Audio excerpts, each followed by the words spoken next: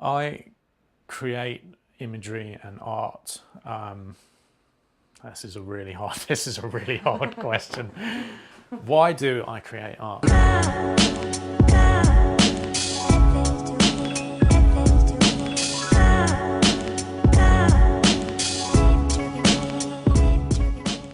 My name's Ben Allen. I've been working in the Brighton area as an artist for the past 10 years. One of the main inspirations behind getting into art myself, I've always been creative and always been into art, but properly what started off my career was a trip to Mexico when I was 20. When I was there, I just soak up the culture and the people and the colours and the environments, and I feel if I don't have some sort of release for that, you are a creative body, you need releases for things, and it could be anything, it could be music or wanting to act or whatever, but for me it's wanting to make marks on a canvas or whatever I can get my hands on.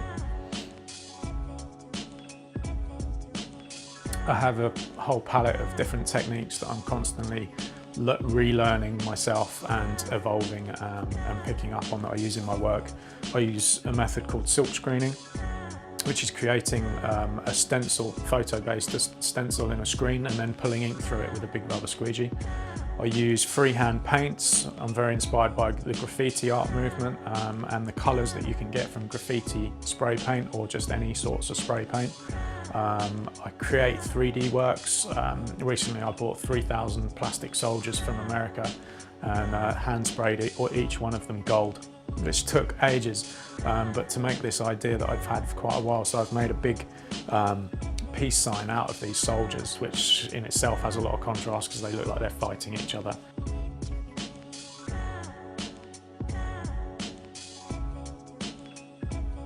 If I've decided that part of the process of creating a certain piece of work is using silk screening, then taking my work out of my studio and getting down to the silk screening studio where a lot of my friends are based is a really exciting time for me.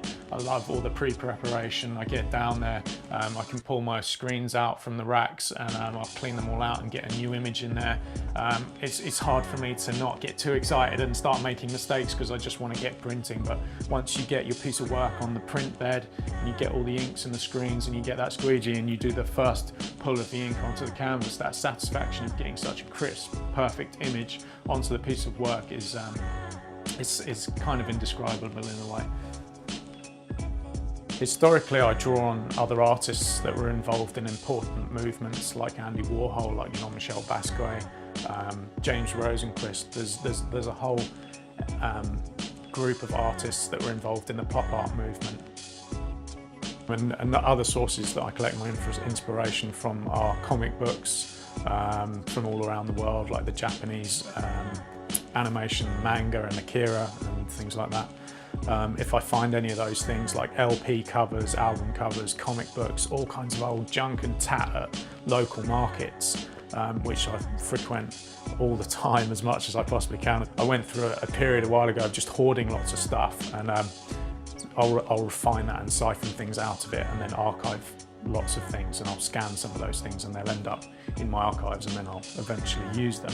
Sometimes I'll be low on those kind of things because I've used it all in my work, so I'll take my camera and I'll go out and I'll photograph whatever I can. Signs, bits of peeling billboards, other artists' work, graffiti artists' work, just because of the colour schemes. I think I reflect a lot of the bright graffiti-inspired colours in my own work.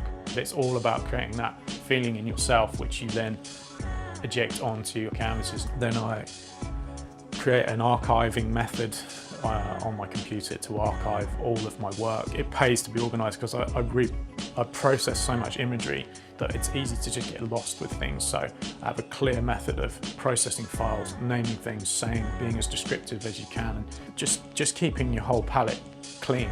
So then when it comes to working, all those things are there and they're organised, and the chaotic bit I can do here. You've stored all that stuff up and you've got all this energy that's been really organised, and then I sort of use all of those things and everything that's been happening to me over the past like 6 months or a year, all the different emotional energy, and I try and channel all of that into my work. That is why I create art. It's definitely my outlet, but I don't want it to be just a completely selfish thing. I've always been very aware of that. I just want it to be inspiring more than anything, or eye-catching, make people stop and go wow, and take that feeling away with them.